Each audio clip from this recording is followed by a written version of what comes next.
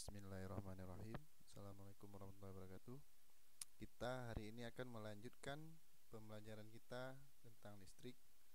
Yang akan kita pelajari hari ini adalah tentang hukum Kirchhoff yang dikemukakan oleh Gustav Kirchhoff, yang bisa kita gunakan untuk menghitung besarnya arus listrik yang mengalir pada setiap cabang. Hukum Kirchhoff itu ada dua. Yang pertama berbunyi, jumlah kuat arus yang masuk dalam titik percabangan sama dengan jumlah kuat arus yang keluar dari titik percabangan. Secara matematis dinyatakan I masuk sama dengan I keluar, atau sigma I masuk sama dengan sigma I keluar, di mana sigma ini menyatakan jumlah. Jadi jumlah arus masuk sama dengan jumlah arus yang keluar. Baik, kita lanjut. Bila digambarkan dalam bentuk rangkaian yang bercabang, maka akan diperoleh seperti ini. Nah, di sini I adalah arus yang masuk, sedangkan I1, I2, I3 adalah arus yang keluar dari titik cabang di sini. Jadi jumlah I ini adalah penjumlahan total dari I1, I2 dan I3. Sekarang kita lihat hukum Kirchhoff yang kedua, yang bunyinya dalam rangkaian tertutup jumlah aljabar GGL dan jumlah penurunan potensial sama dengan 0. Nah, GGL ini adalah singkatan dari gaya gerak listrik, yaitu gaya gerak yang dihasilkan oleh sumber tegangan. Secara matematis bisa kita tuliskan sigma GGL, di mana di sini berlambang epsilon ya. Beda dengan sini. Di sini seharusnya juga epsilon. Nah, sigma GGL, sigma epsilon dijumlahkan dengan sigma I kali R, di mana I kali R ini menyatakan besar potensial sama dengan 0. Sigma epsilon tambah sigma I kali R sama dengan 0. I kali R ini kalau di hukum Ohm juga sudah pernah kita jumpai. Oke, kita lanjutkan untuk melihat bagaimana cara kita menyelesaikan persoalan dengan menggunakan hukum Kirchhoff 1 dan 2. Nah, kita diberikan sebuah tantangan di mana ada sebuah rangkaian. Nah, yang diminta sama kita itu untuk menghitung besar arus yang mengalir dalam rangkaian ini. Di sini ada dua buah sumber tegangan, 4 volt dan 2 volt.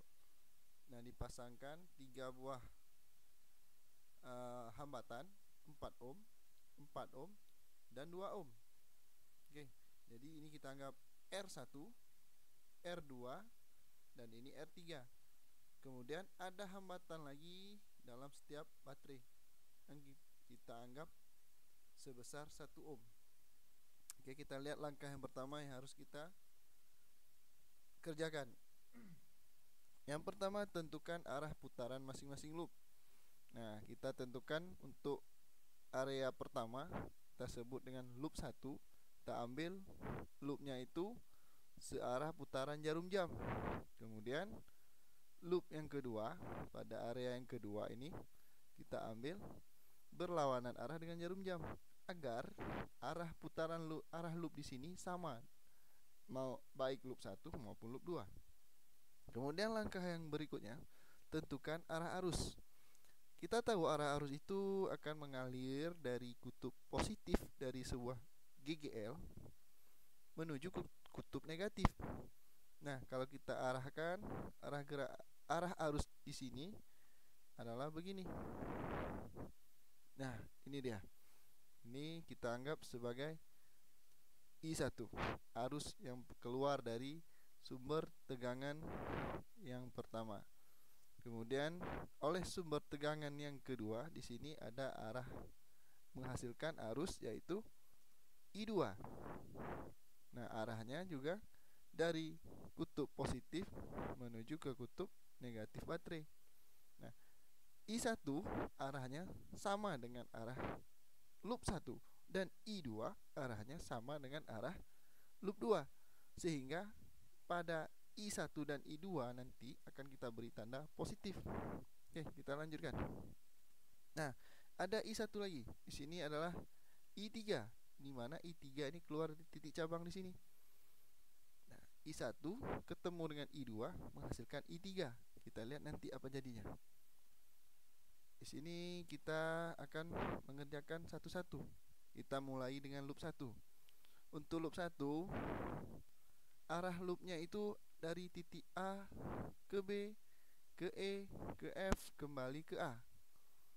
Oke, kita lihat bagaimana sigma E tambah sigma V sama dengan 0. Jadi jumlah tegangan dengan jumlah potensial di sini dan di sini harus sama dengan 0.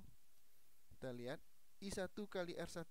Nah, I1-nya bertanda positif karena dia searah dengan arah loop. I3 bertanda positif karena dia juga searah dengan arah loop. I1 hanya melewati R1, sedangkan I3 akan melewati R3 dan hambatan di dalam GGL yang pertama yang kita anggap sebagai R1. Oke, kemudian di sini kenapa tegangannya dikurangi dengan E1? Karena setelah kita berjalan mengikuti arah loop, kita akan bertemu dengan kutub negatif GGL terlebih dahulu, sehingga kita beri tanda negatif. Oke, next. Nah, ini sedikit modifikasi sehingga kita hasilkan persamaan.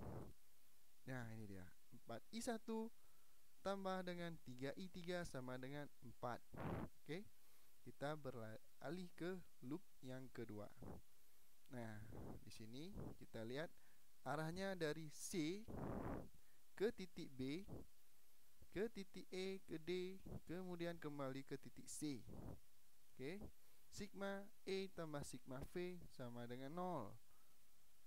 Nah, di sini I2 bertanda positif karena dia searah dengan arah gerak loop. Loopnya bergerak berlawanan arah dengan putaran jarum jam. Begitu juga halnya dengan I2, sehingga di sini bertanda positif.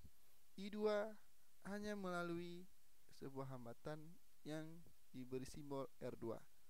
Sedangkan I3 juga terdapat pada loop 2 karena loop 2 akan melewati bidang B, cabang BE. Oke,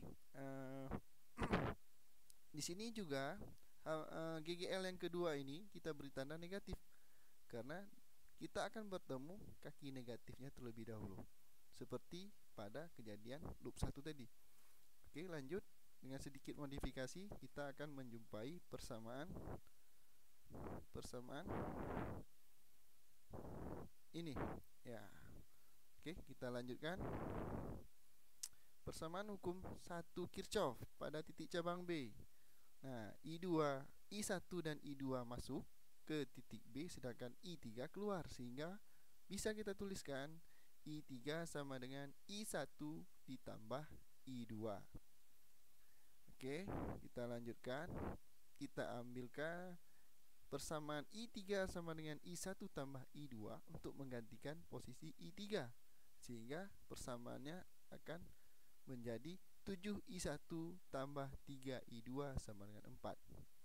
Kemudian I3 sama dengan I1 tambah I2 kita ambil ke persamaan loop yang kedua, sehingga dihasilkan 3I1 tambah 7I2 sama dengan 2. Nah, kita akan bekerja dengan matematika untuk mengeliminasi sebuah besaran. Boleh kita eliminasikan I1, boleh kita eliminasikan I2. Kita ambil contoh di sini, kita akan mengeliminasikan I1 dengan cara menyamakan koefisiennya 7 dengan 3. Nah, kita ambil 7 dikali 3, 3 dikali 7, biar mereka sama, sehingga didapatkan seperti ini. 21I1 ditambah dengan 9I2 sama dengan 12. Kemudian persamaan yang kedua, 21I1 ditambah dengan 49I2 sama dengan 14. kita kurangi ke atas. Ya, kita dapatkan ya I2 sama dengan 2/40 atau sebesar 0,05 ampere. Nah, I2 ini kita ambilkan, kita masukkan ke dalam 3I2 ini. Di sini dia. Nah, jadi kita ganti I2 boleh kemana aja yang ada I2-nya. Jadi di sini kita dapatkan I1 sebesar 0,55 ampere.